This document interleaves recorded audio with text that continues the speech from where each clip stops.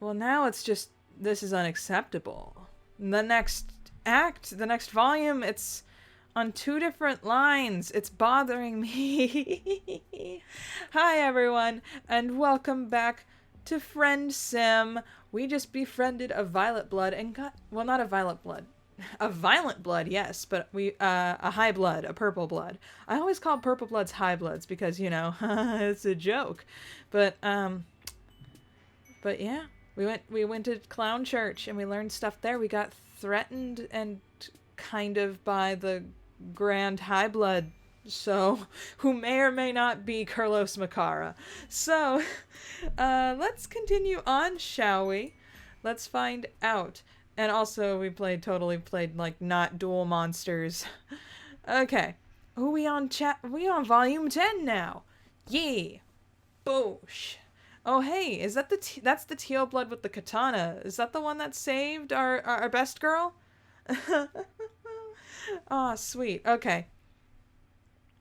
Oh, we're halfway there. Volume 10.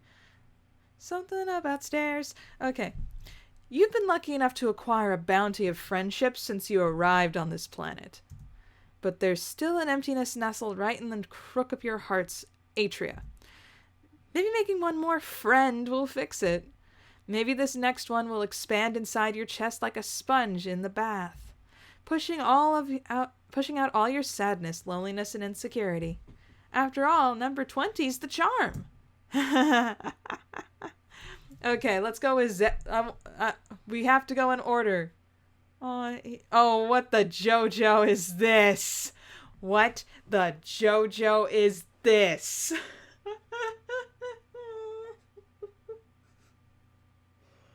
What are you? What are you? What are you? Okay. Tempting, but no. Let's go with this little round boy here. Zebedee Tongva. Okay, tonight you're abuzz with excitement. Wait, no, your palm husk is vibrating in your pocket.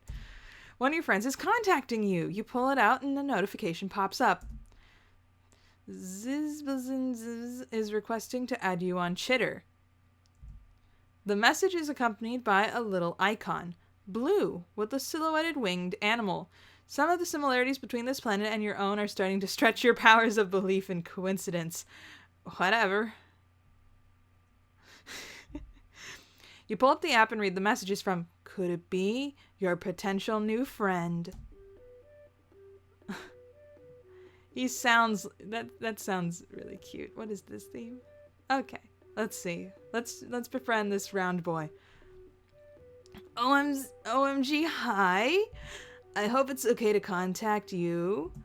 Oops, I should introduce myself. I saw your picture on Sarava's stream. I'm one of their biggest fans. But now I'm one of yours. Love those looks. Anyway, I would love to chat if you're open to it.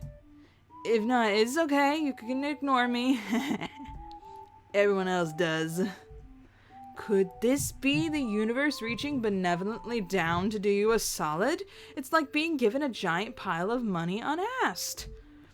You didn't have to do anything for this friendship. You didn't even have to walk anywhere. All you had to do was join the fabled social media and it literally appeared in your pocket. Your hands are shaking a little as you go to respond. You don't want to seem too eager, or do you? You have no idea how to approach this. You thank Zebedee for his compliments and say that you would be happy to talk sometime.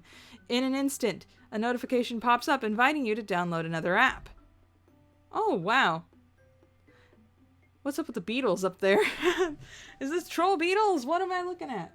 Why does one have Eridan hair? Yeah, that's troll beetles, man. Okay. You do it. A video screen opens. Suddenly, you can see your new friend's face. He's sweetly round and roly-poly and smiling at you broadly. He's like perfect. Okay. Character design. Spot on. So symmetrical. So round. He's a main character in any animated movie. Anyway. like Baymax, but Baymax wasn't the main character, but still. Hero had a round head. Okay. That's one of the things you learn in character design. If you want a main character to be relatable to your audience, you make them round boys or round girls. You give them like the biggest, roundest features you can, because that just endears the audience to them like automatically, like a snap. Okay. Let me quit rambling and continue. Hi. Oh, what a soft boy. Okay. I'm Zebedee. I hope it's not too sudden to gripe you like this. That sounds kind of wrong. But I know it's supposed to be Skype, but that sounds awful. Is it okay? Oh my gosh, you don't have to respond to that. Sorry for being weird. Let's start over. How do you know Sarava? Apart from being extremely friendly, this troll also seems to run both sides of the conversation by himself. Befriending him is the easiest effort you've put into anything. His enthusiasm is really cute, but there's something about him that unsettles you. Looking at his hopeful face gives you a dark stab of humiliation you don't quite understand. What is it? Okay. Little nerve-wracking. You swallow down the discomfort and tell him the story of your friendship with Sarava, leaving out Sarava's personal background. He hangs on your every word. That's so cool.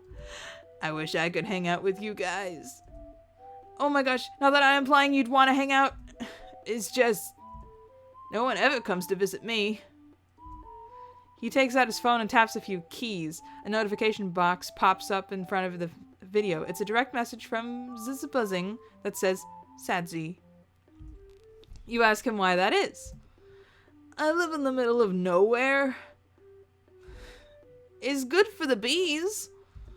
But I guess no one really thinks it's worth the effort to come all the way out here with just me and my Lucis. And he can't really do much around the hive.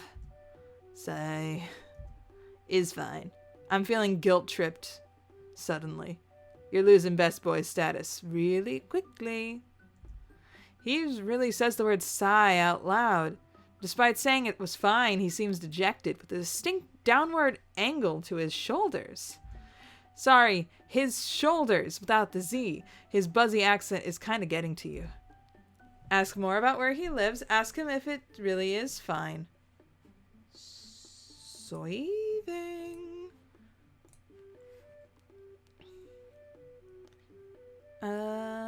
Let it be, let it... oh, I get it, that's why it's the Beatles! Let it be, let it be, let it be, let it be. Okay. Where do you live? You say it must be nice to live in the countryside. You mentioned that you did get to see a lot of rural Alternia when you met Skyla, and it seemed beautiful. Zebedee's face twists to a grimace. Ooh, we did the wrong thing. Yeah, I guess. Sensing that this is your moment for sympathy, you tell him that you're sure his friends would come visit if they were able to make the trek. Sure. Sounds like you did visit another troll that lives in the countryside, though.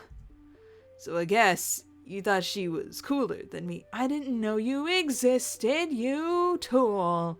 Okay. That's, like, is whatever. I don't need my friends to pick me first. You struggle for words. You want to reassure him, but you also don't know him that well yet. Seriously. You weakly protest that you didn't mean to say Skyla was cooler than him. You didn't even know him then. Maybe you have to visit him in the future, too. Yeah, maybe. I've heard that before. He's not rejecting you, but you get the sense that a wall has been raised. You're sure you're going to keep chatting with Zebedee from time to time, but you get the sense you're never going to become a true friend. You're stuck in acquaintanceship limbo. Looks like you failed to earn his trust. Bugger. Poor, weird Hive boy. Okay. With pixel background. What's with the pixel background? Okay. Okay. That hurt. Okay, save scum ahoy. Ask him if it really is fine. You tell him that you understand if he's not okay with it. After all, you say, it would really hurt your feelings if your friends didn't make any effort for you. Isn't that what friends are supposed to do? He gives you a grateful smile, some tension releasing from his frame. Oh, I would never ask that of anyone. I don't want to be annoying. Like, sometimes I really wish someone would take the time to visit. But I totally don't blame any of my friends for not coming. Dude, I agree with you so much. I mean, you could take the effort and visit your friends, I guess, but whatever. Whatever. I'm not going to throw that in your face. Like, I understand that you have to decide which friends come first. And I just don't. Some people are just cooler and more fun than me. Is understandable.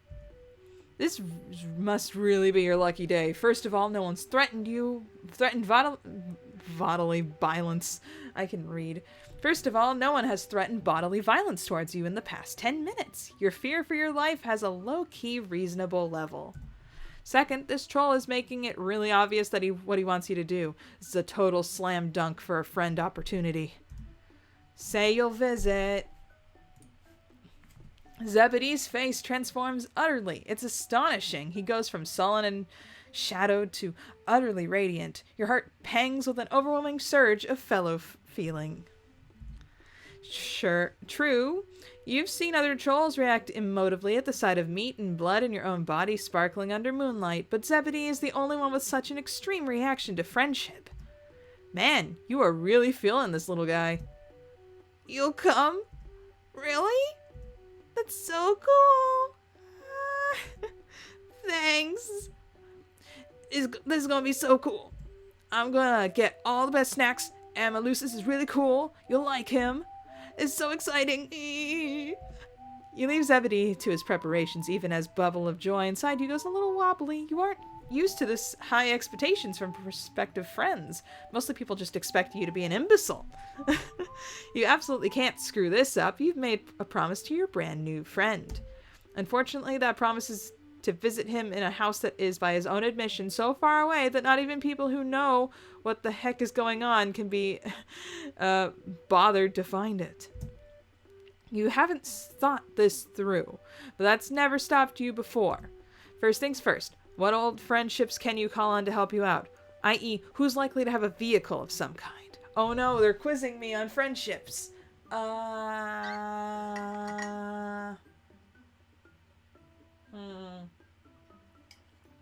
Ooh. I know who.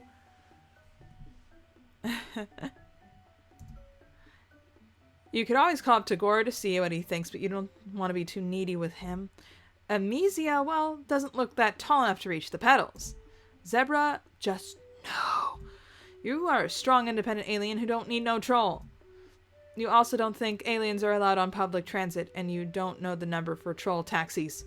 So, you'll do a crime. Perfect. Do crime. Read Homestuck. Yeah, Connell's the one who has a car. Come on. What did Connell do when she stole a car? Punch the lock off with one big fist. You won't be punching off any doors, but eventually you find a car that isn't locked. Almost like someone helpfully left it for you. Sucker. It pricks slightly at your conscience as you slide into the seat and fire up the autopilot, heading out into the country once again. But recently, anything that isn't brutal, indiscriminate violence kind of doesn't faze you. So you stole a car. Big deal. It's not like anybody died. This is it. So begins your gradual slide into your moral iniquity. A hardened criminal. That's you. Zebedee does live pretty far out. He hadn't been exaggerating. Use the time to curl up in the back seat and catch up on some Z's. All the while trying to ignore the fact that the car reminds you of being inside a large, squishy animal. At least you get a few radio channels out here. Zebedee's hive is big and buzzing, literally. You hear the persistent drone of bees, and standing right outside is the boy himself. He's so excited he's bouncing on his toes, clapping his hands together. He has a gold symbol on his shirt. You wonder if he's a psychic. Doubt it, he doesn't have the psionic eyes. You've finally been here long enough to pick up on racial stereotypes. Go you! You're here! You actually came! I seriously can't believe that someone actually went out of their way to visit me. But you don't really have a way to go out of, but you keep that to Okay, let me try reading that sentence again. Well, you don't really have a way to go out of, but you keep that to yourself. You're more than happy to accept the friendship points. Zebedee leads you into his hive, which, like Skyla's, looks like he made a lot of it himself. Aw, it's so cute. Look at the succulent just hanging on that little shelf up there. And his oven mitt has the hives thing.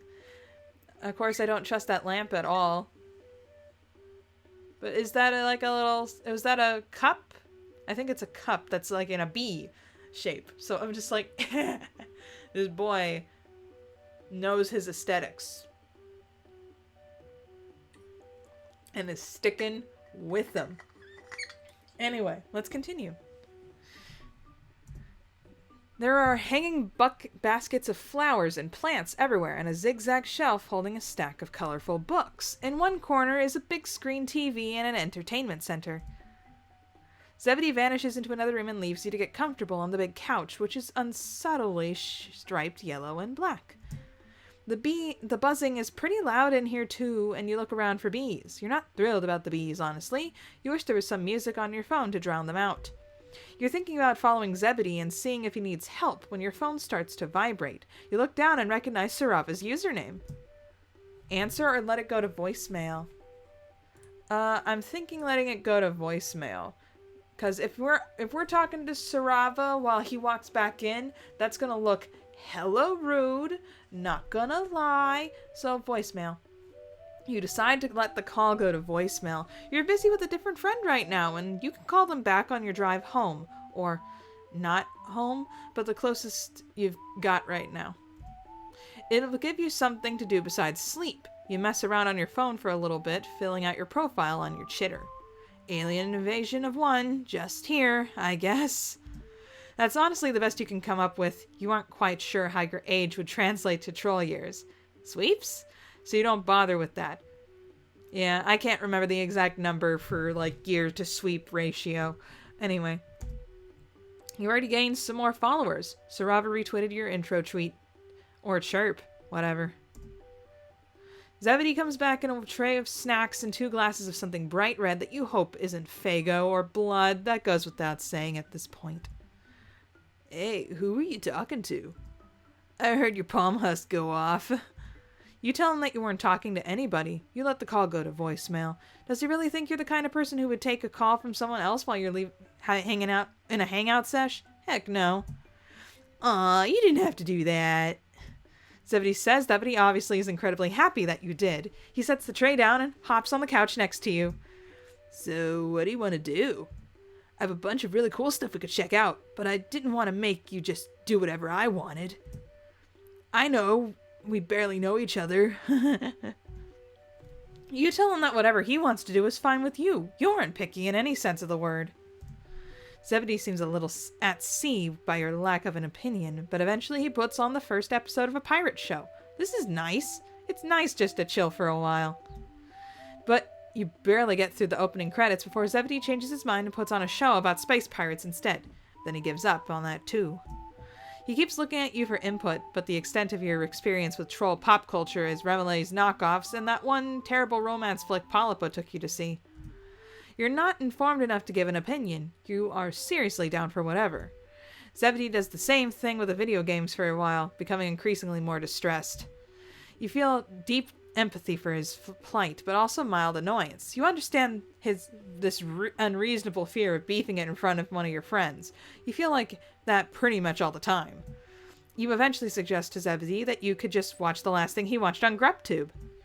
Zebedee goes to a delicate gray color that you've become to realize is the troll version of a Blanche. It's something not for general audiences, isn't it? Yeah, we could do that. But, you know, a guy's grub2q is, you know, kind of personal. Not that I don't trust you. If you can't trust randos you met online and invited into your house, then who can you trust, right? You feel that way too. You also felt the overwhelming urge to throw yourself into the arms of strangers since you crash-landed down here. You tell Zebedee that you aren't going to judge him. You don't judge your friends. An overwhelming look of trembling gratitude comes over him, and once again you feel an uncomfortable pulse of empathy. You're used to being the desperate one. You aren't sure how you feel about this turnabout, all this social power. Okay. The two of you scroll down through the history of his GrubTube account, and you find yourself choked up by the incredible trust he's showing you in right now, letting someone behind the curtain. There doesn't really seem to be anything worth getting stressed over. No porn or anything. He does have a lot of videos of Sarava, specifically ones where they were actually on camera. Yeah, they are so cool. It's so rad that you guys are tight. I really want to meet them someday. He sighs, then sighs again, a little louder. You catch on to your part in this bit and tell him that you can probably figure out a way to make that happen. You hope you don't have to follow through on that. Sarava's a busy guy, and you aren't sure they actually let anyone into their hive. Well, besides you. But you seem to be the exception to a number of rules. You keep that part to yourself. The rest of the videos of his recent history are about a band called Hatch to Dance music videos, interviews, and compilations of vlogs. You ask him what all this is. You've never heard of H2D? Really? They're so cool. They're my fave. I mean, he gets shifty-eyed. I mean, whatever. They're all right, I guess. Their music's kind of catchy, and they have pretty dope group dynamic. You mentioned that all of them seem pretty good looking too. Really? You think so? You point out the guy with the tall horns that swoosh into hooks and a lot of white hair that falls into his eyes. This guy is particularly handsome. Oh. What? Do we have Complacency of the Learned as a band up here? Oh my gosh. Does he wear a red bow tie and a green suit? Him? I mean, he's okay, I guess. If you're really basic. Not that I think you're basic or anything. He shows you some of the music videos. They have some really high production values and extremely elaborate sets. All the band members sing and dance and get very close to kissing each other. He's been really nervous about showing you this. His deep, dark secret was that he likes music videos? Is being into pop stars some kind of cultural taboo? Not really. Just, is kind of lame, right? And I just want you to like me. Yeah, it's pretty obvious. And you do like him. You just wish he wouldn't say stuff like that. It's embarrassing. It also reminds you that you yourself have gone around doing pretty much the same thing. Pretending to agree with everything your prospective friends say. Lying. Saying you're into things that you aren't. Just all around being a big phony. The circumstances are different for you, though. You're an alien. This is a hostile territory. You don't have a hive or a lucis or even horns. It's way less pathetic for you to be like this than it is for Zebedee, right? Deep down, you know you're full of crap. You're just coming up with reasons to excuse behavior in yourself that you condemn in others. You hang your head in shame. Zebedee, who's not privy to your internal monologue, looks confused. Is it possible that you're doing the wrong thing in your eternal quest for friends? Could it be that? Before you can spiral any further into a full-blown existential crisis, you hear a noise from outside that you really, really don't like. Several noises, in fact. A crash followed by a thump. Followed by, "Get out of here, you piece of crap, you thief! Oh, I stole a car. Right." Oh dear. Zebedee scrambles around to look over the back of the couch. You can just make out a shape through the window. Is it a purple blood? Did we offend a high blood? Hey, it's a totally wild question that I typically never ask a potential friend, but did you steal that scuttle buggy? Ah, funny story. What a story, Mark. Anyway, you didn't know how else to get out here. You did for him. for your nascent friendship. Oh, wow. Nobody's ever stolen a scuttle buggy from me before. Did you take the GPS chip out, though? Because I think whoever you stole it from found it. GPS chip. Right. Crap. This is not an auspicious start to your life of crime. Maybe you aren't quite ready to go it alone yet. Another crash and a rattle. It sounds like someone is taking pieces out of Zebedee's hive. You get up and start for the door. Hey, what are you doing? You can't go out there. They look big. And they sound huge. You'll get killed. Right, he's definitely got a point there. But whoever is outside seems intent on demolishing his hive brick by brick. So they're gonna get in eventually anyway. Better for you to go out there now and face the music. So at least one of you gets out of this. Zebedee stares at you. Weird, globby golden tears pool into the corners of his eyes. You would do that? For me? Nobody's ever offered to die for me before. You become friends with Yosuke. Yosuke will now die for you. Sorry. Okay, I gotta stop making the references to the Persona 4 comic. Okay. That's so nice. Yeah, you're pretty nice. You're also pretty idiotic, considering you're about to go give yourself up to a big angry troll whose car you absolutely stole. Well, it's been fun while it lasted. Actually, it's been mostly terrible. Oh well, goodbye, cruel world. Wait. You have one hand on the doorknob when Zebedee's shot rings against the walls and ceiling. No one's touching my new friend. Outside, the buzzing rises to a rattling crescendo, so loud that it no longer sounds like animals. It just sounds like weather or a fighter jet. The intruder screams. You wince, but you also are overwhelmed by gratitude and excitement. Zebedee did that. For you. Oh no, not the bees. He just wicker-manned some poor troll. Who was totally in the right to be angry with us. Seriously, dude. The screams stop after a few seconds and the buzzing gradually recedes. You and Zebedee are left staring at the door, then at each other. Behind you, GrubTube is auto-playing a H2D interview. Little ambient crackles of white electricity come from the The crackles of the white electricity you've come to associate with psychics wreaths Zebedee before that fades too. Oh wait, you are psychic. Are you actually psychic? But just with bees. Did he seriously telekinetically gather up a bunch of bees and just throw them? No, that sounds hard and potentially dangerous for the bees. More, I just asked them nicely. I'm bad at that. Bad at it, though sometimes it doesn't work. Well, it sure worked this time. Yeah. Zebedee nods and he nods again. Yeah, that was pretty cool, right?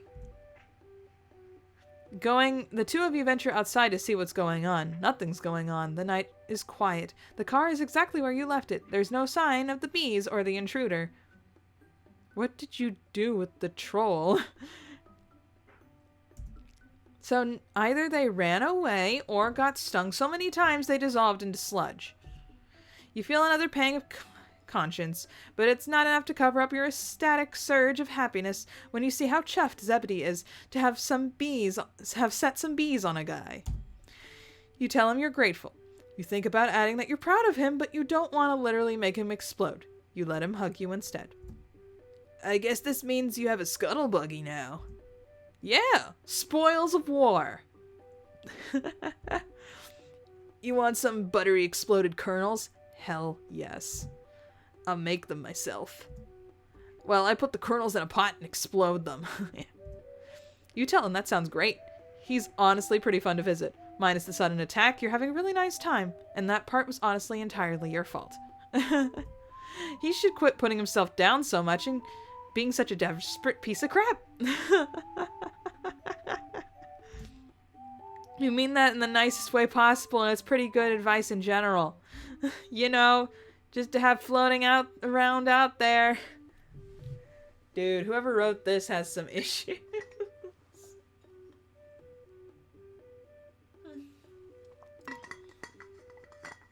Anyway. Oh, look at them. Looks like we went back in time. Wow, that's so great. Finally, we can be friends. Oh, wow. Wow. Wow. Wow.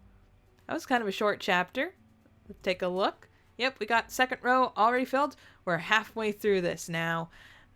Now we gotta go talk to the JoJo reference. Let's go. Oh my gosh. Of faraway lands and nearby pals. Friendship's important. We need more because our soul is a sponge. Oh gosh, why are you such a JoJo reference? I can't with you. I can't. Okay, okay.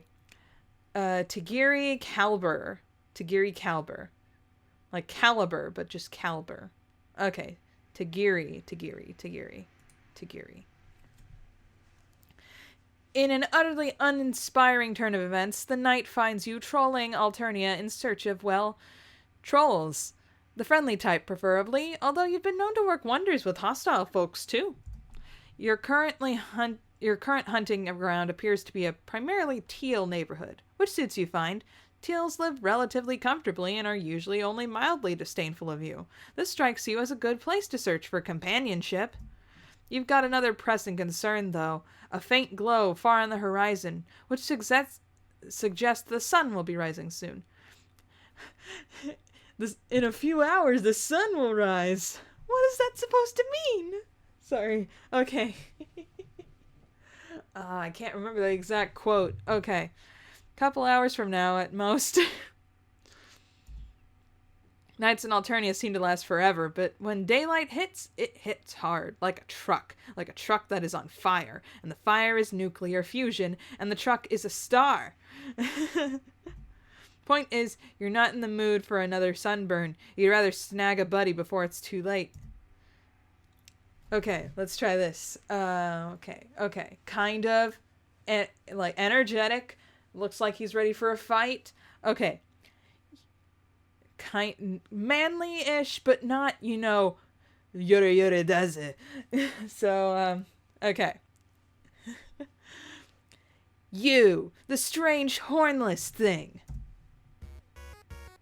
Oh, I know this one. I know this one. I don't know the name of it, but this is, yeah, okay. Swish.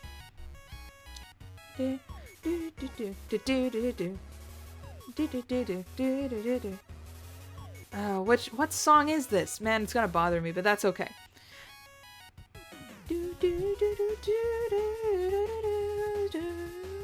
Okay. Speak of the devil, you whip around and spot a troll boy with a stylish hat and a sword sheath behind his back. His clothes are a little shabby, but he carries himself with a rigid, composed air. What are you? Some kind of mutant troll? Or some other sentient creature? Definitely the latter, you say, unless he would prefer the former, in which case you're that, actually. But mutants, you've learned, are not particularly well liked on this planet. An alien? I don't want to cull you, then. Not immediately, at least. You don't appear to be a colon-site species. Lucky for you that I don't have to loose my blade, and lucky for me to have found a potential comrade. I know what you seek. Shelter and friendship, not necessarily in that order. You're about to speak up, but he's already moving on. You seek a meeting place of the Eastern Alternian Fine Animated Art Appreciation Society. The EAF.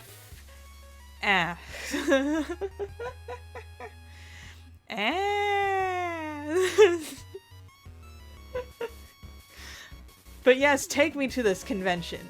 Take me to the troll convention.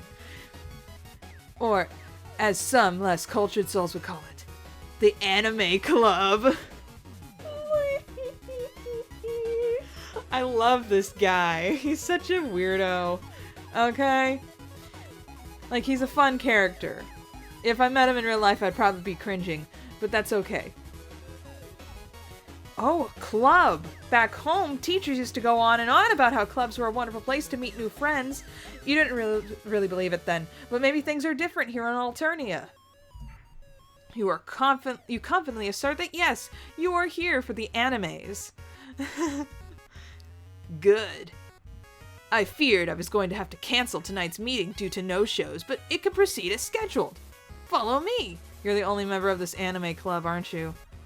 He gestures you towards his hive and begins to stride confidently towards it, but then he rethinks, pausing to look back at you.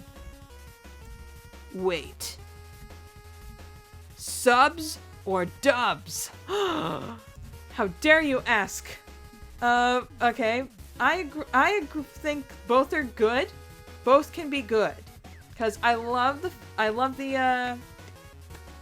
like immediateness that you can get from like subtitles. I do like it with more dialogue heavy shows. I do enjoy the dubs more because that way I can actually pay attention to what's happening on the screen. But can I say both are good? I saved, right? Yes. Okay. Both are good. His expression immediately sours. Oh no! If you had a mouse, you'd be frantically scrolling the wheel upwards to troll back time and make a new choice. That you live in the real world where you have to face consequences of your god-awful anime options. Have you no conviction? The anime club is a sanctuary for those of strong will and finely honed arguments, not a shelter for cowardly. What debate can come from a sycophantic toady such as yourself? How are you gonna stimulate my intellect? You begin to sputter and protest. You're plenty stimulating. You've got a long list of friends who are stimulated in all kinds of ways. Platonic ones mostly, but he's not having any of it. There are other anime fans in this city. Perhaps their gatherings will be more at your level. Farewell. Goodbye, /hack. Yep, we have offended him. Should have known. Should have known. I'll go with subs. It's entertaining how wrong you are. Aww. But even in the greatest of Alternia's philosophizers required sparring opponents on the battlefield of the intellect. To challenge your assumptions with my superior logic and taste will be a fulfilling task. Come in. Not really the reaction you were hoping for, but you'd say anything to get into someone's hive, so you'll take it. Whoop, that was a weird... I'm judging you highly on this. Oh, you got the Muppet sword! Holy freaking crap! How'd you get Dave's Muppet sword? How'd you get Vriska's sword? That's right below it. Look at all these anime figures. Oh gosh, we got a Kill la Kill reference, I think. I'm surprised I don't see... Are there any Naruto references here? I want to find the Naruto ones. I don't see any Naruto ones. I don't think. But there is a One Piece. There's a One Piece, and I'll take what I can get. Even though I have not seen, like, any One Piece, because who has the time? Still. Pretty rockin'. Pretty rockin'. Okay. Tagiri invites you into his hive with a sweeping bow. You step into the foyer. The hive looks normal from the outside, normal by troll standards at least, but the inner decor has an entirely different vibe to it. It reminds you of Japanese architecture. Tagiri takes off his sandals before entering the next room. You take your shoes off too if you had any. As you step into his living room, you are assaulted, not literally thankfully, by an absolute smorgasbord of merchandise. This place looks like someone did a Gorgle search for Otaku collection and opened the first result. Man, the artist is feeling like, hey, don't throw me under the bus like that. I have some dignity. Anyway. Posters and scrolls adorn every inch of the wall available, and the inches of the wall that aren't available are blocked by shelves containing all sorts of DVDs, manga, and other such forms of media. On a large glass shelving unit near the room's exit, you spy a venerable cornucopia of anime figurines, most of whom seem to be in varying states of undress. You would like to describe it as tasteful nudity, but you would also like to describe yourself as the most popular person on Alternia, and both would be a lie. Tagiri has arranged his merch meticulously according to blood color, from red at the bottom to fuchsia at the top. I see you're admiring my fine East Alternian collectibles. I see you're a man of culture as well. Okay. I polish them daily as I polish my blade. Don't touch them or you'll taste folded steel. Ooh, that looks so cool. You slowly retract your hand. You'd never dream of touching them. That was never ever something you were planning on doing. You wouldn't even breathe on them. In fact, you step far away from the collectibles just in case. Oh, Lucis. Oh, your Lucis, of course, is an Inu. It's a Shiba Inu. With... Is that a human hand? It has human hands, so it's like a monkey dog. Swish. I like this monkey dog. With that step, you bump into something behind you and hear a soft ruff. As you spin around to look, you see what must be Tagiri's Lucis, surveying you with an intense glare. Well, gaze. It looks a lot like a Shiba Inu if it were twice the size and had opposable everything. Honestly, watching it scuttle around like a monkey while sniffing you is pretty entrancing. Goodbye, Sarutobi Inu. Eventually, you seem to meet its standards because it darts out of the room. You hear some rustling in what you assume is the kitchen. I was close. That was Tadashi Inu, my Lucis. I thought it was going to be Sarutobi because of monkey. But anyway, he taught me everything I know. I could not have asked for a better sensei. Yeah, dogs are great, you respond, and then immediately wish you could take back dogs are great. That's got to be the blandest possible statement you could have made. Yeah, you should have been, I love dogs! They're honest and loyal and don't ask for a paycheck. Anyway. And possibly inaccurate too. What is this thing? Called a bark beast, a fetch fiend, a wolf gremlin? Oh, Tagiri isn't even paying attention to you anymore. He's busy perusing his shelves, picking out some DVDs. Per my viewing schedule, we'll watch carefully curated selection of episodes from one classic and one from recent release. That sounds swish, tell me. But, since you're a newcomer, it might be best not to jump into the middle of a Last Bout series philosopher half-eye. I told you I was making Mustang references at the right guy. Full Metal Alchemist. Okay. Oh gosh. I'm far from home. Okay. Perhaps we shall instead begin with the first season of School-Fed Heroism, a transition into some episodes from Kismet Stuck Morning. Okay, School-Fed Heroism. So, My Hero Aka to Kismet Stuck Morning. Come on, Jen. Use your anime brain. What is that? What is it? I should know, but I don't. Okay. Nobody tell me in the comments. I'll probably figure it out while I'm editing. Anyway. The original airing, of course, not the censored one with the ridiculous CG dragon. Ugh. Looks like Tagiri intends to take full control of the morning's activities, which you find entirely copacetic. The less you need to assert your own opinions and make your own choices, the less likely you are to screw up. It's probably not even a healthy way to live, but it's gotten you somewhere between 1 to 19 friends so far, so you're sticking to it. With depth and precise movements, Tagiri retrieves a disc from its container and pops it into the troll equivalent of a DVD player. It makes a slimy chugging noise as it sucks the disc in, and like usual, you aren't sure if it's an inanimate object or a living being. Either way, you're a little disgusted. The DVD player hums and Tagiri's TV lights up with a colorful title screen. You're ready to settle into a journey through a wonderful world of the animes, but he frowns and pauses the episode less than a minute in. Hang on.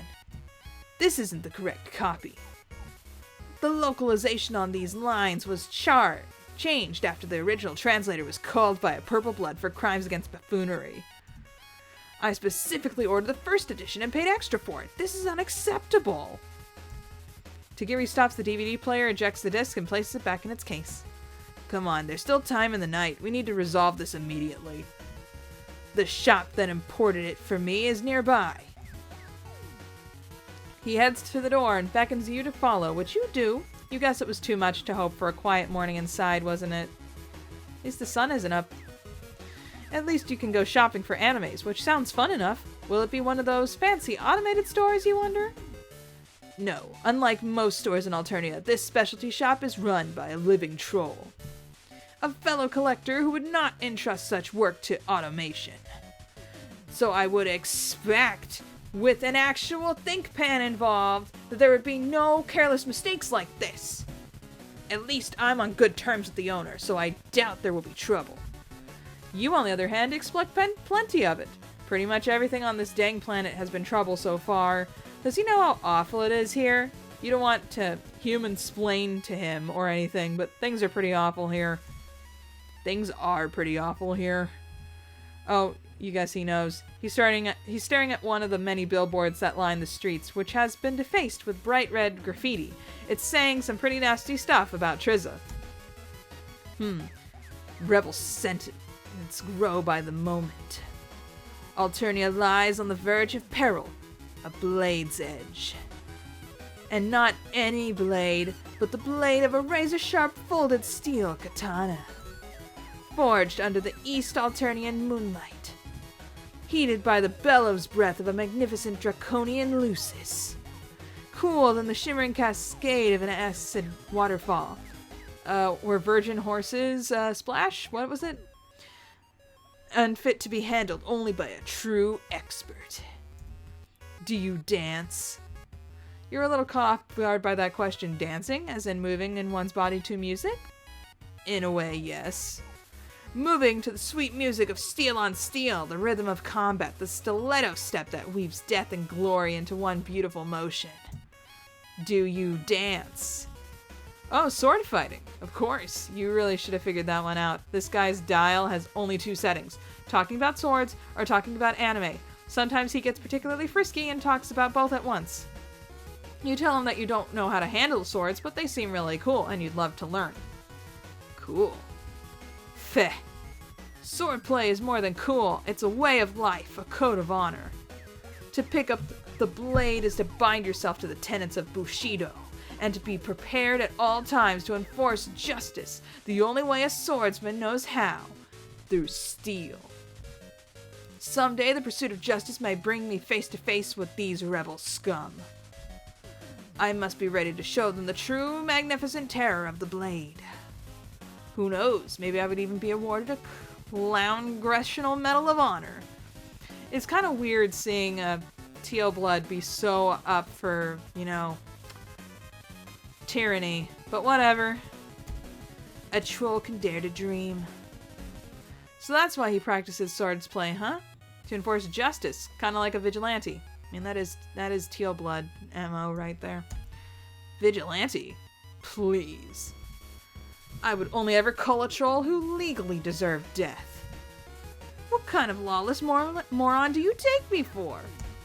You don't take him for a moron at all. In fact, he's very smart and clever and just. You hope you're not laying it on too thick, but he seems to enjoy the praise. We're here. This won't take too long. He's taken you to the night market that reminds you of the place where you met Polypa. A strip mall lies to the left of many tents and stalls. A sign above one door reads, Super Topato Imports. Wow. Okay.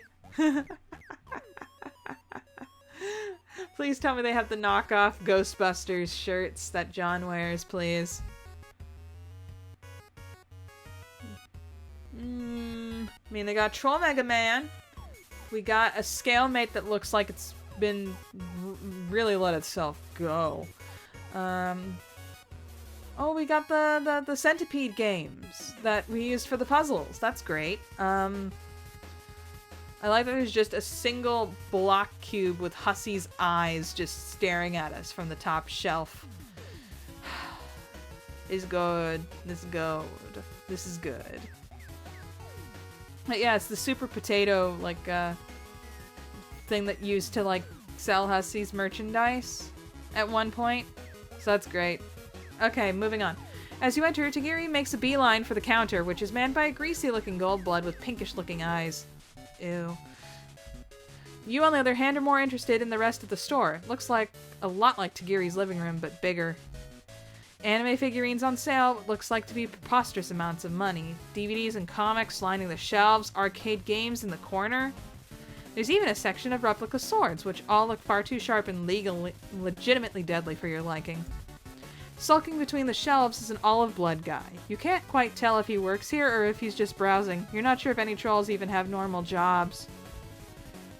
You're about to ask the olive blood guy about a particular interesting DVD when you're distracted by a commotion at the counter. You're pretty sure you heard Tagiri snarling something about his rights as a consumer. Looks like trouble is brewing. You turn your head towards the counter and listen in. Do you really think you can get away with ripping me off like this? Do you know who I am? My blood caste? A teal blood like me has connections, a vast network of like-minded souls at my beck and call, ready to be unsheathed against my hapless foes. The legal force I can bring to bear against you is greater than your puerile mind could ever imagine. A fleet of legislators will descend upon you like shadow clones. Yes, feed me my Naruto nut. This is great. Okay. Each armed with the greatest weapon of them all, knowledge. And with our intricate understanding of the Aldurnian legal code, you will be mired to sue. Mired in suits so myriad, so mind-numbing, you will wish for the swift and early death of my blade can provide. Or you can offer me an exchange of equal or greater value to my original purchase. Which path will you choose to walk, scum? You wander closer to the counter, hoping you might be able to resolve the situation, but instead you blunder right into the olive blood and send a box tumbling from his hands to the ground. A bunch of assorted products spill out as the shopkeeper gasps dramatically. You don't see what the big deal is. Looks like some more DVDs and manga. One cover features a troll with the heart-shaped horns and bright pink sign. Another features some red-blooded idiot wearing pants way too tall for him. What? They just threw in a pants cat joke. Just why? Okay. Tagiri picks up one of the manga and waves it in front of the shopkeeper's face. Care to explain what I'm looking at here? Imperial Dictate number the second, section 3.2. The depiction of non-standard hemological attributes is strictly forbidden. Imperial Dictate number the 7th, section 5. Material which encourages action against the state is considered contraband to the highest degree. Thought so. Someone made a doujin of freaking Signless. Okay. The olive blood, who clearly can see the situation careening downhill like a scuttle buggy without wheel stops, begins to creep towards the door. You'd love to do the same, but you can't give up on potential new friendship. It's basically pathological. To think my favorite Eastern Alternian hobby shop could stoop so low as to peddle this criminal filth. What a sickening betrayal. The shopkeeper stammers, offering a litany of muddled expressions explanations that only seem to incense Tagiri further. He was holding it for a friend. No, wait, it's satire? Oh, he's got the Sharingan. What? Sharingan? Wait, are you actually a teal blood or are you a violet blood? Hold that phone. Hold that phone right up to your face. Okay, Tagiri slams a palm down on the counter and his eyes shoot open, revealing dark purple irises with a strange swirl pattern. Imperial Dictate number 61st, section 2, satire is especially contraband. You think you can mess with me? I've watched countless hours of legal drama, played and replayed legendary legislator, and memorized every twist. I know the law back and forth. And now it's time for the punishment due.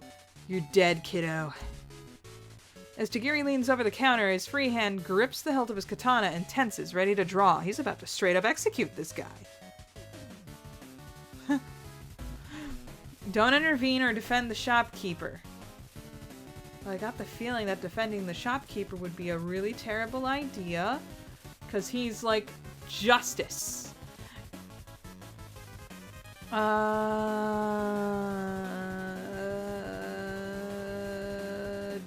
intervene. You really don't want to get in between the shopkeeper and Tagiri's sword. For all you know, this really does warrant an immediate execution. Who are you to judge? You do, however, squint a little, so you don't have to see the full gory detail of the culling.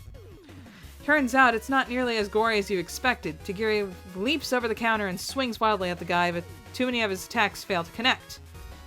It's mostly a bunch of bombastic anime-style moves that don't translate well to actual combat.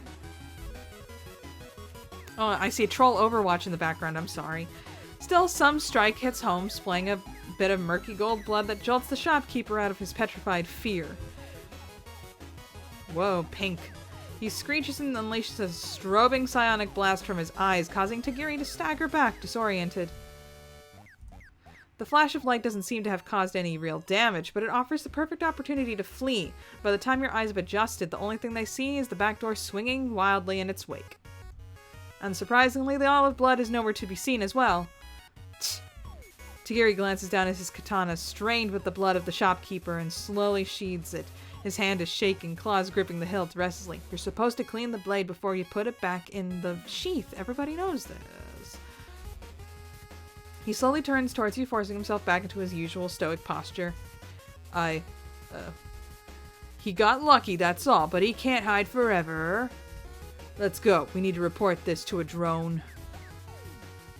He strides out of the shop, leaving you to follow hurriedly behind him. What a mess! You hesitantly ask him whether it was really necessary to try and kill that boy for what he did. Of course it was. The law is absolute. A foreigner like you might not understand. It's not my duty to question the righteousness of my actions. I am but a tool through which the law is enforced. Law. I am the blade that her imperious condescension wields to maintain order in this world of chaos. Just like this drone. He gestures to one of the big hulking drones that you've grown all too familiar with during your stay here in Alternia. Right now, it looks like it's cleaning up some bronze-colored blood that was just spattered on the side of a building. Ew. Tagiri approaches and hails it, beginning to explain that there's a collector's shop he needs to report for rebel activity. But the drone isn't listening to any of that. It's going to freaking kill me. It slowly turns from him to stare directly at you and raising its weapon to your face. A grating electronic noise issues from its metallic grill. In the immortal words of a wise cartoon dog, Ruh-roh! Hold it! This creature is under my protection. He has committed no crime. If you continue at this attempted culling, I will strike back with my katana. And a strongly worded letter to your superiors. The drone seems extremely annoyed that it can't just get right down to culling a mother trucker, but Tagiri's cast must be just high enough to give it a pause. You, the mother trucker in question, are incredibly relieved. That relief quickly fades when the drone produces a palm husk with blurry picture of you on the screen and a lot of text beneath, most of it flashing red. That's never a good sign. Oh no! Is this because of the freaking... Oh, this is back with Cuprum and Follicle, isn't it?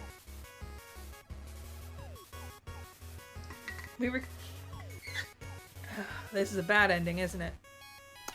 Anyway, it looks like a rap sheet. Tagiri reads through it quickly, which is pretty impressive feat considering his eyes are still closed and his expression darkens further down it gets. Wanted under suspicion for meat product theft? Really? This is from the first thing we did. Oh no. Heist of fine art. I didn't even get to that storyline. Okay, we didn't get that one yet. Accomplice to assassination of a violet blood. How did they get that one? How did they even get that one? How did they get that one? Oof. You didn't realize you racked up such a hefty lift of crimes. He's already rounding on you, but with fury radiating off every inch of his being. It's terrifying. You've seen this guy arguing with a retail clerk. You know what he's capable of. He wants to speak to your manager. Anyway, all this time I thought your soul was open to the way of the samurai. I thought I had met a potential new connoisseur of the animated arts. But no. I thought you were bae. Turns out you're just fam. But no. You're blood pressure pumps only lies through your villainous veins. You were just looking for an alibi, a place to bide your time, to hide away from the drones until it was time to indulge in more of your criminal ways. You tried to defend yourself. You didn't do any of those things, and you had a perfectly good reason for most of them. Tagiri isn't buying it. He's clutching his katana hilt so tight, veins are bulging in his hands. Silence, coward. The time has come for my blade to strike true. Ah! He draws his blade in smooth motion and swipes at you, and you just barely manage to sidestep the attack. Whoop! You dart backwards, stumbling over yourself in your haste to get away, while he swings his katana wildly around while making lots of weird grunting noises. Once again, his mouth has been writing a check his sword can't cash, but you doubt that matters when trolls are stronger and faster than you in general, and he's accompanied by a giant murder drone. It's time for you to lickety. It's time for you to split, and you better do it lickety. Lickety split. Glancing over, you notice that you're about to cross over a bridge with an underpass beneath. Perfect. Just like an action hero, you can hop right under the edge of the road, duck into the underpass, and find a nice hiding spot. You dash towards the traffic barrier, vault nimbly over it, and aw, crap, this is way higher than you thought it was. You hit the ground hard with a resounding crack. For a moment, your vision goes blank as a wave of pain sears your nerves. As the pain distortion begins to fade, you decide it's about time you take stock of your situation. A couple of broken bones, old hat, a troll trying to kill you, not unfamiliar, drones attacking you, same, and the sun about to rise and scorch you into nothing. Again. Individually, you've risen to the challenge of just barely handling each of these problems, but all at once? Yeah, you think you're just gonna call this one here. Wow, that's special. Look at that. Look at us. Just look at that. Look at that reader. Okay. Man, we're having zero luck with this anime kid. We shall defend the shopkeep. Okay, you know this is a terrible idea, but you've seriously headed up to here with being a party to murder random trolls. You quickly interpose yourself between Tagiri and the Goldblood. Does he really have to kill this guy for what seems like his first offense?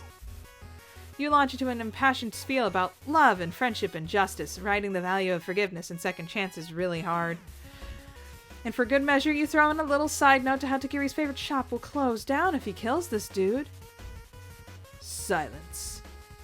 Tagiri shoves you roughly aside and you go careening into a display full of body pillows. You watch, stomach pummeling, as Tagiri turns back to the shopkeeper and slowly draws his sword. But then at the last second he reconsiders. Consider yourself lucky I'm in a good mood. If I catch you selling contraband again, your life will be mine. Tagiri strides out of the store, holding a fresh copy of the DVD he wanted to exchange. You give the shopkeeper a vaguely apologetic look and rush out of the store behind him. Phew, that was a close one. You thank Tagiri profusely for listening to your dumb little speech about whatever it was you said. Honestly, you already forgot. You're clearly new to this planet. I felt pity for your naivete. Oh man, we're getting pitied again. But I should have just killed him. Death is the legally prescribed punishment for such crimes as his. Actually, it's the legally prescribed punishment for most crimes. I should have separated him from his head. But I looked at your pleading eyes and I saw. Tagiri goes quiet. You would describe the silence as being particularly brooding. There's a lot of silences like this on this planet. Then finally, he speaks. This isn't my first time. It was just over a sweep ago, I believe. I was patrolling the Hive batch in search of evildoers when I caught the unmistakable scent of smoke in the air. Upon pursuing the lead, I saw a hive, partially collapsed, partially on fire. My instincts flared and I rushed in to help the innocent soul who was trapped here. Oh, you're talking about Polypa. You helped. Yeah, I knew you were the one that helped Polypa, because who else has a giant freaking anime sword? That as I was helping the girl bandage her wounds, it occurred to me that I made a grievous error in judgment. Trolls below a certain age without a lucis or a proper hive are considered unlivable and slated to be culled. By rights, I should have put her out of her misery the moment I realized my mistake. And yet, I looked into her deep gray eyes, dulled from the pain of loss, and sheathed my blade. In fact, even though she was hiveless and looseless, I remain in contact with her to this day, knowing deep down that one day I must call her. The law demands it. But I haven't yet. I don't know if I could. Why does my conviction waver at times like these? If he's talking about who you think he's talking about, you're pretty sure he couldn't kill her even if he tried.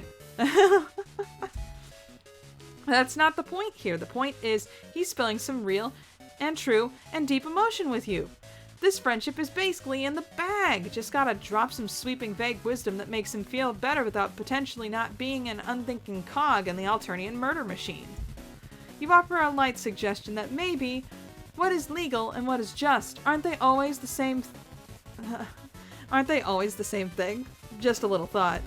Maybe he's doing the right thing, overlooking her situation because of how obviously screwed up it is to be an homeless orphan. He goes silent for a long time, chewing his bottom lip.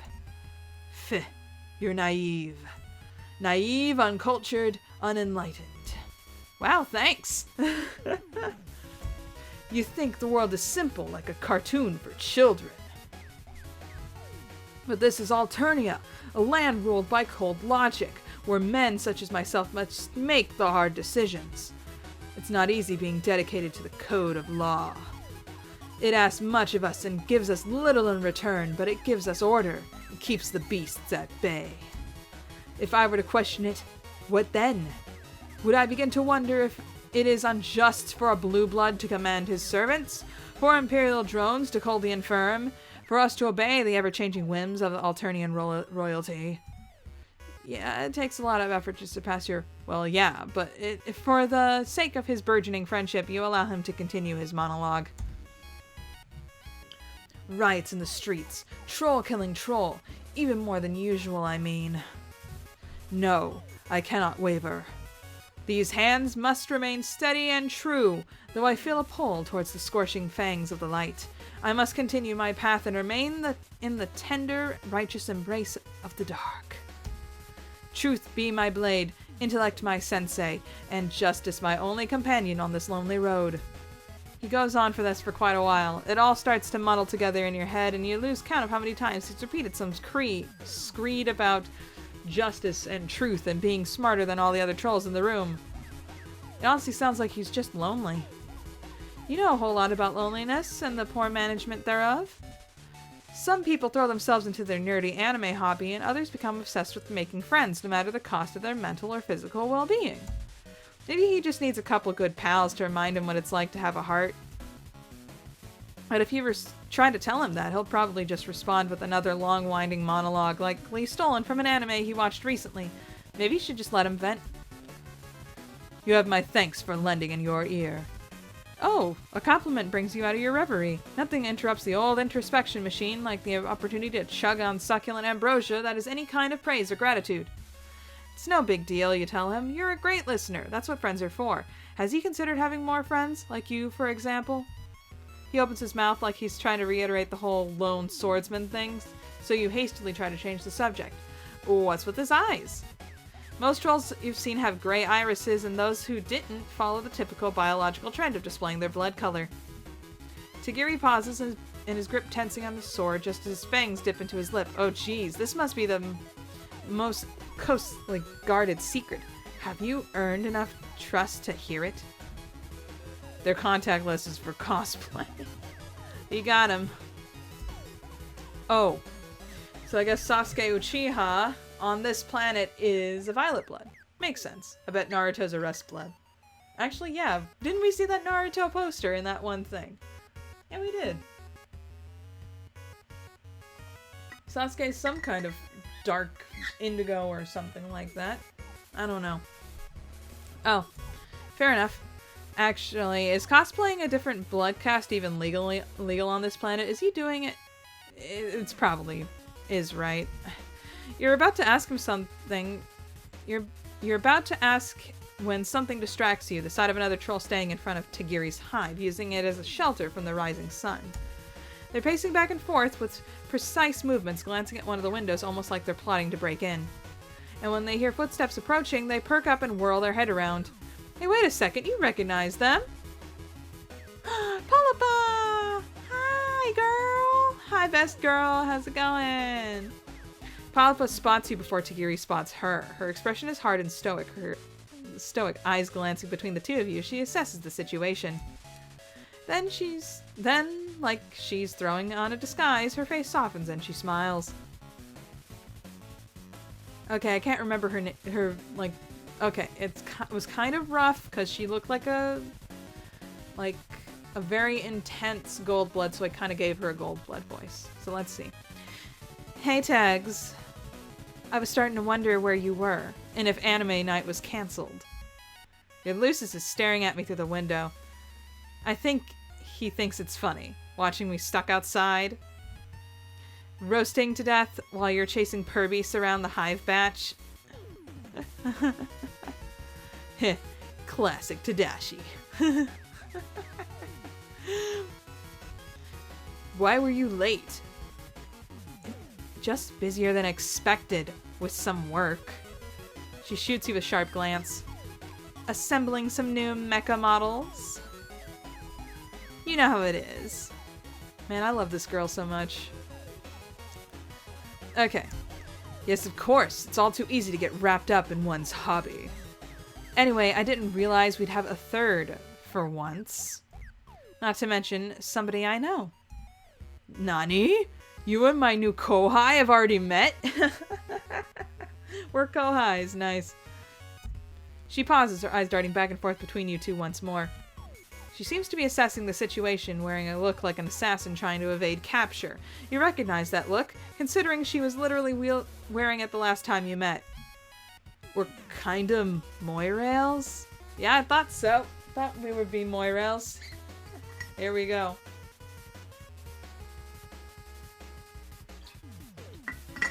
Yep. We shoosh-papped her good and well. Okay. Whoa! That's absolutely not what you thought you were, but you just kind of nod your head and roll with it. It seems like that's what she wants you to do. Oh. Moirails. Tagiri's face tightens almost imperceptibly, but you caught it. Nothing gets past your honed friend-making eyes. Well, actually, a lot of things get past them, but not this particular thing. You're finely tuned to the nuances of social situations as long as those nuances don't involve making binary choice on which your social future hinges. Well, as you know, I'm far too busy studying the blade to pursue quadrants of any sort. A foolish waste of time. Were it not for the laws of this land, I would swear off them entirely. Are you sure it isn't that you just can't get a date? You don't have to play the mysterious loner, you know. There's other clubs you could join instead of insisting running your own. He huffs, looking away. But you hear his Lucis barking from behind the window, in a tone that sounds like laughter. Even your dog's calling you out, my dude. Fools mock what they cannot understand. And to think I was going to congratulate you on finding love. Once you finished your spiel about romance being dumb. Polypa gives him a light, friendly whack, which he responds with a smile. You can tell the exchange is friendly, but not only because he's smiling, but because he's still standing.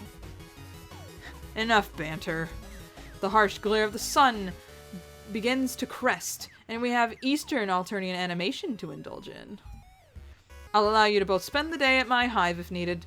There's space. Oh crap, a slumber party? And with more than one participant even. That's gotta be worth extra friend points. You are so in. Shelter from the boiling death orb in the sky barely even registers to you as an added bonus. Polypa smiles at you as the three of you enter Tagiri's hive. Tagiri covers up all his windows to... Wan? What was that? Nani? Okay. Tagiri covers up all his windows to block out the sun and starts up his new copy of his DVD, which thankfully seems to meet his standards this time. You settle in on the couch, basking in the warm glow of friendship and prepare to lose yourself in hours of beautiful, wonderful animes. Yay! Oh, the dog is so small! Oh, well, that's great. Oh, he's got Ramune, too. This is great. Yay, we did it! Hooray! We failed so long that this episode's gone on for so long. My throat hurts so much. Oh my gosh. time for me to take a little break. But I will see you guys all in the next episode of Friendsim. We'll be continuing on. Oh, all according to plan. All according to Kekaku. See you all next time. Bye! Hey there. Consider becoming a patron, just like the phenomenal Gerald Thomas, Bleed Red, and Alexander Madeline.